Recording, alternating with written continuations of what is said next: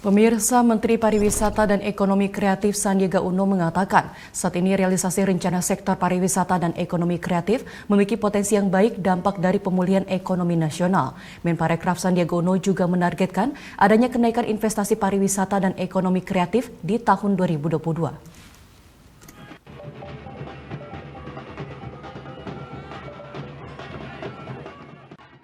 Meski masih dalam masa sulit akibat pandemi COVID-19, Menteri Pariwisata dan Ekonomi Kreatif Sandiaga Salahuddin Uno mengatakan saat ini realisasi rencana sektor pariwisata dan ekonomi kreatif memiliki potensi yang baik dampak dari pemulihan ekonomi nasional. Dalam webinar Rabu 26 Januari, Sandiaga menjelaskan pada tahun 2022 menargetkan kontribusi sektor pariwisata terhadap produk domestik bruto atau PDB nasional akan mencapai 4,3%. Sementara nilai ekspor produk ekonomi kreatif dapat meningkat menjadi 21,3 miliar dolar Amerika Serikat pada 2022.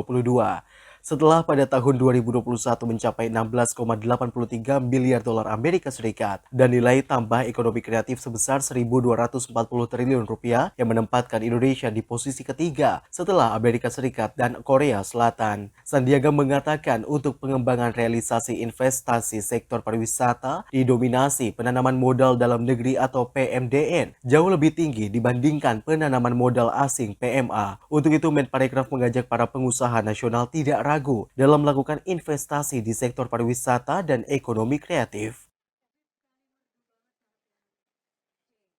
Sekarang PMDN sudah mengalahkan PMA. Bisa dilihat PMDN-nya hampir 12 triliun, sementara PMA-nya 3 triliun. Ini tugas Ketum Bahlil untuk tingkatkan investasi di sektor parekraf, karena sektor parekraf itu 6 kali dampaknya penciptaan lapangan kerja.